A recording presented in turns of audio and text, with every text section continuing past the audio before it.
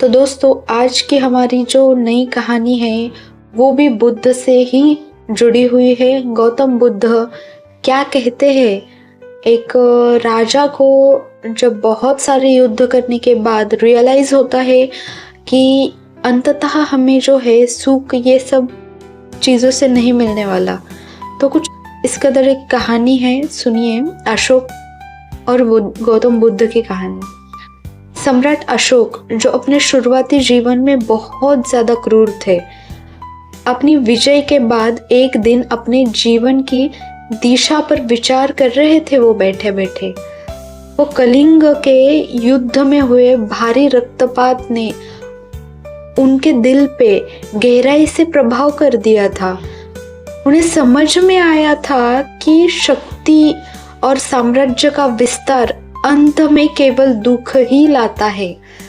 तभी उन्होंने गौतम बुद्ध के बारे में सुना और उनकी शिक्षाओं को अपनाने का निर्णय लिया। एक दिन अशोक ने बुद्ध के एक शिष्य से पूछा, क्या वास्तव में मुझे अपने पिछले कर्मों के लिए क्षमा मिल सकती है?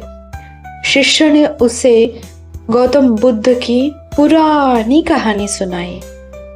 उन्होंने कहा कि गौतम बुद्ध के समय में अंगुलीमाल नामक एक राजा के एरिया में एक डाकू रहा करता था, जिसने सैकड़ों लोगों का खून किया था। जब वह गौतम बुद्ध के संपर्क में आया और गौतम बुद्ध की शिक्षा का अनुसरण करने लगा, तो उसने मन का परिवर्तन खुद से नहीं किया, वो अपने आप हो गया।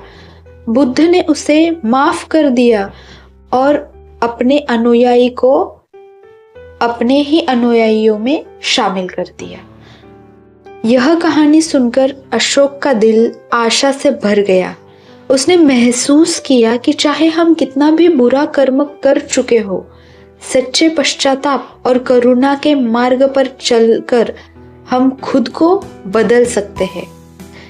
ये घटना के बाद जब वो गौतम बुद्ध के संपर्क में आए, उनकी शिक्षा, ये सब चीज़ों के बारे में जब उन्होंने सुना, तो उसके बाद उनको यह बात समझ में आई कि अशोक ने अपनी पूरी ताकत गौतम बुद्ध के धर्म को फैलाने और भलाई के लिए काम करने में लगा दी।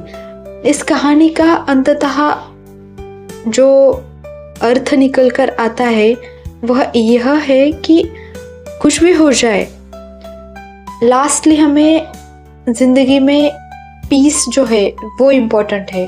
किसी से झगड़ा करके कुछ नहीं हो सकता।